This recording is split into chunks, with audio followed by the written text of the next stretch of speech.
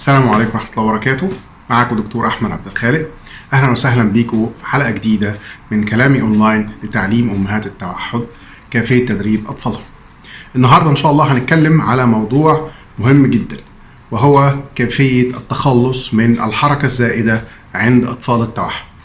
الحركة الزائدة عند أطفال التوحد واحدة من أهم المشاكل اللي عند أطفال التوحد، وتكمن المشكلة بتاعتها إن كل ما طفل التوحد بيتحرك زيادة كل ما انفصل أكتر عن العالم بتاعنا. بمعنى إن هو لما بيتحرك زيادة هو حقيقة الأمر سابنا وراح للعالم بتاعه، أو بمعنى آخر لما بيتحرك زيادة هو مش موجود معانا. بما إن هو مش موجود معانا فبالتالي هو لا يتعامل معنا، وبما أنه لا يتعامل معنا بالتالي هو لا يكتسب الخبرة في التعامل الجيد مع الآخرين، وبالتالي بتبتدي الفروقات ما بينه وبين الأولاد اللي في سنه بتبتدي تزيد.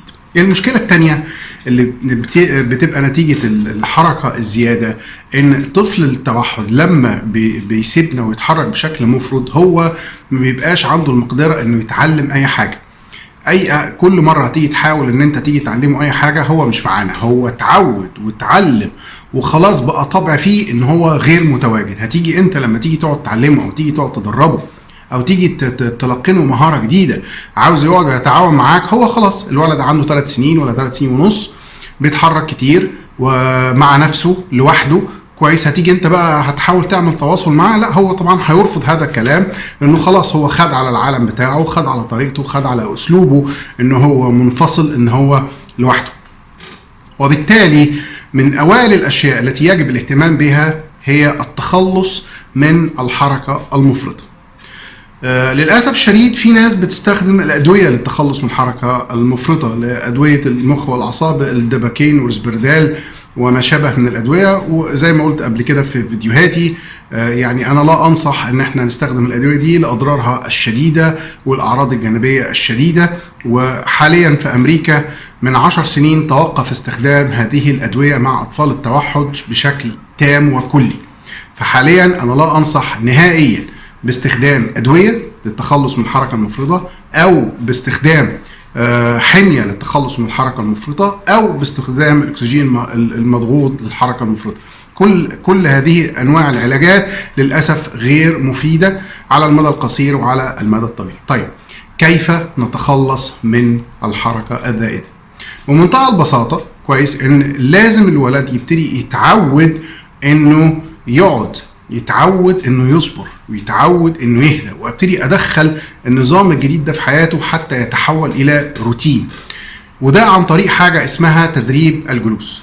تدريب الجلوس هو تدريب بسيط جدا كويس، عباره عن ان انا هجيب الولد اللي عنده توحد وهيبتدي يقعد على كرسي لمده 5 دقائق. بالتاكيد اغلب الامهات هتقول لي ده ما بيكملش 10 ثواني.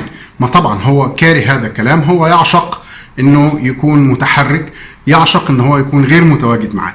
ولكن انت هتبتدي تدخل الروتين ده عليه وتصر اصرارا شديدا ان لا هنقعد، مهما حاول يبكي، مهما حاول يقوم هيقعد ال5 دقايق. ال5 دقايق بالنسبه لك هي معركه ما بينك وبين التوحد، يا التوحد ياخد ابنك يا انت ترجع ابنك لحضنك. فالقصه لمستقبل ابنك ما فيهاش هزار كويس. هيقعد 5 دقايق. دايما افتكر يعني ان شاء الله لما ربنا يسهل والامور تتحسن وولد يتكلم اموره تبقى جيده، هيروح مدرسه ازاي؟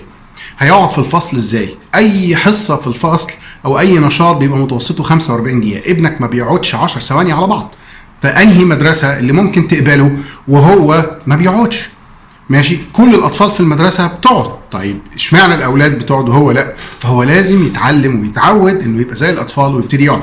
وبالتالي هتيجي في اي مكان في البيت وعلى اي كرسي كويس، وهتمسك ابنك وتقعده على الكرسي.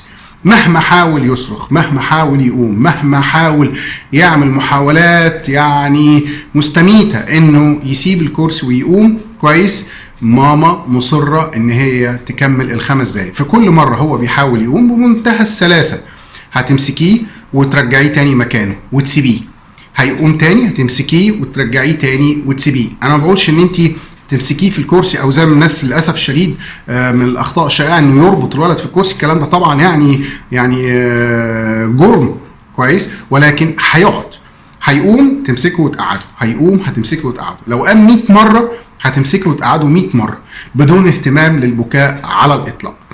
هو هيحاول يفرض سيطرته عليك وان هو لا انا رافض هذا التدريب، وانت هتحاول ان انت ترد عليه وتقول له لا هننفذ هذا التدريب ونشوف مين اللي كلامه هيمشي في الاخر، وتصر اصرارا شديدا ان مده ال5 دقائق تكمل، ولكن بشرط مهم قوي: الجلوس على الكرسي من غير تلفزيون، من غير موبايل، من غير لعبه، من غير نشاط، من غير ما تكلمه، من غير اي حاجه. انا عاوز اعلم الولد انه يصبر.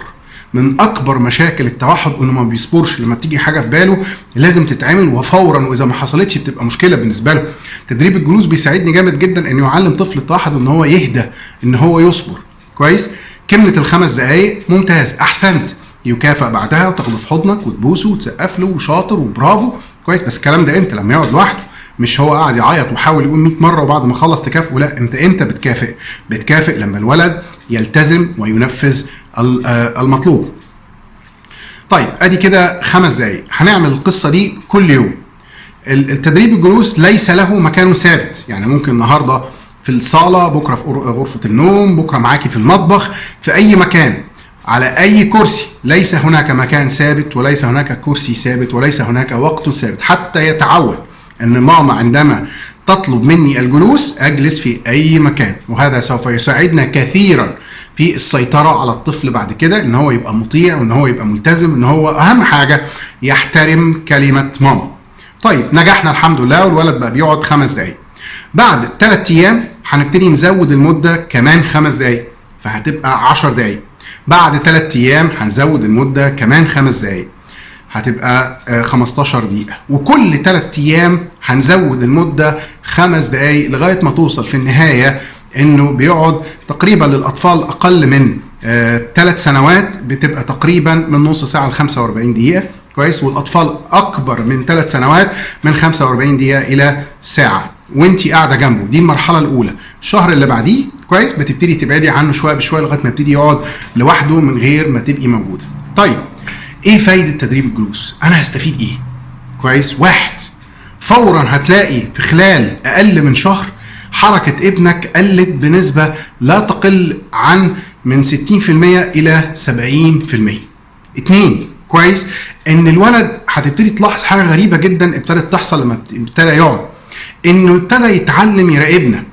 هتلاحظ نظرة عينه وهو قاعد بيبص لك، بيراقبك، بيشوف اخواته بيعملوا ايه، بيشوف بابا بيعمل ايه، ويبتدي يراقبنا. الصفة دي ما كانتش موجودة في ابنك قبل تدريب الجلوس. هو لا يراقب احد، لا يتعلم من احد، لكن لما يبتدي يتعلم الجلوس بيتعلم انه يراقب، ولما يتعلم انه بيراقب هيبتدي يتعلم مننا تصرفات احنا بنعملها. ففورا بعد نهاية الشهر هتبتدي تلاحظ ان تعاملات ابنكم معاكم ابتدت تتحسن، بقى في رد فعل، بقى في ردود، لانه ابتدى يراقب وابتدى يعرف ان احنا بندي رد فعل، وابتدى يحاول ان هو يقلدنا. الفايده رقم 3 ودي المهمه جدا، كويس؟ ان بتعلم الولد الاحترام للام واحترام الاب. زي ما احنا اتربينا زمان واحنا صغيرين، لما بابا كان بيقول حاجه، لما ماما كانت بتقول حاجه، كنا بننفذها وما نقدرش نقول لا. ده هيزود الحته دي عند ابنك، انه يحترم بابا وماما، ان يعرف ان في خطوط حمراء ما يتعدهاش، زيه زي اي طفل انت بتربيه. انت ابنك المعتاد لما بيعمل حاجه غلط انت ما بتسيبوش، بيبقى ليك رد فعل، بتعاقبه و الخ. كويس؟ نفس القصه مع طفل التوحد، بمعنى العوده الى الطريقه القديمه في التربيه. الفايده رقم 4، كويس؟ وهي ان انت بتأهل ابنك انه يروح مدرسه. حرام قوي لما ابنك يبتدي يتحسن في كل حاجه، يتحسن في الكلام ويتحسن في السلوكيات بتاعته، لكن ما بيقعدش، ما بيتحملش يقعد دقيقتين ويجي يروح مدرسه، والمدرسه بعد شهر تديك تليفون تقول لك لو سمحت تعالى خد ابنك فيه مشكله ولازم توديه عند مختص، ويرفض في المدرسه عشان هو ما بيقعدش. انت بتأهل ابنك انه في خلال فتره معينه الولد دوت هيبتدي يروح مدرسه، وهيبتدي يتعامل زيه زي باقي الاولاد. دلوقتي تعالوا نشوف فيديو ازاي هنقدر نعمل تدريب الجلوس.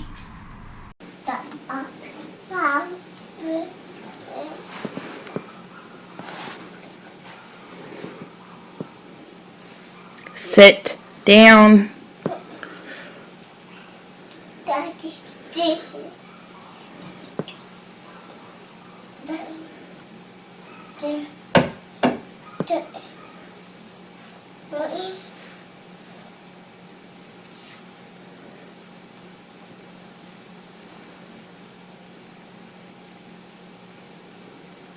Sit down on your bottom. On the chair on your bottom. Don't get up.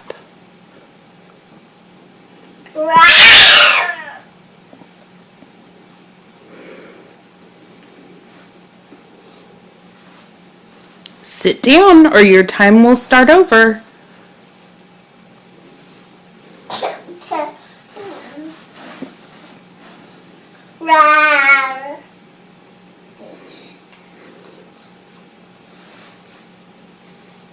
Lila, sit down. Okay, your time's starting over. Go sit down. We will keep starting your time over until you can stay there. Sit on your bottom, please. Do not get up. Do you understand?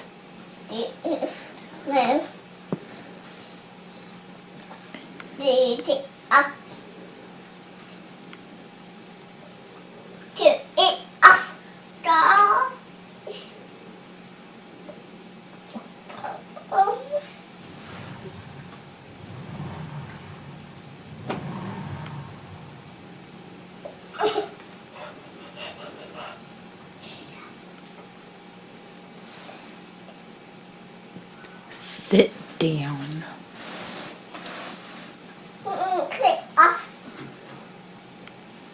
زي ما انتوا شفتوا في الفيديو كويس، ماما بتدي امر للبنت اقعدي وهي بتقعد كويس. البنت دي اتدربت شويه قبل كده فنوعا ما متقبله، لكن في بدايه التدريب اول اسبوع دي بتبقى مشكله كبيره جدا، لان قمه العند والصراخ بتبقى اول اسبوع. لكن عندما يجد طفل التوحد انه بعد اسبوع، خاصه بعد اول 7 ايام، انه مهما فعل لم يستطيع الهروب من الجلوس، مهما حاول ماما مصره ان انا اجلس. فعلى بدايه الاسبوع هتبتدي تلاحظ انه ابتدى يستسلم وابتدى يتقبل وابتدى يتعود، والاهم من كده على اخر الشهر تقبل الجلوس كروتين وكشيء الزامي يتم القيام به يوميا، وهتلاقيه ابتدى يهدى تماما وابتدى يتقبل الموضوع، وبيبقى عادي جدا بالنسبه له يبقى الجلوس. ساعتها لما يجي يروح المدرسه الولد ما بيبقاش عنده اي مشكله على الاطلاق ان هو يجلس زيه زي باقي الاولاد، بل على العكس المدرسه هتشكر لك فيه وتقول لك ده اكتر واحد ملتزم ومؤدب، هو الوحيد اللي بيبقى قاعد على الكرسي، كل الاولاد بيعملوا شقاوه وهو لا، هو اكثر واحد فيهم التزاما، لان الجلوس اصبح عاده. دي ان شاء الله احد حلقات كلامي اونلاين لتدريب امهات التوحد بخصوص التدريب الجلوس، وان شاء الله زي ما اتفقنا هنبتدي ننزل فيديوهات تباعا. مستني تعليقاتكم، مستني المواضيع اللي انتوا عايزيني اتكلم فيها، مستني ارائكم على الفيديو في التعليقات، والسلام عليكم ورحمه الله وبركاته.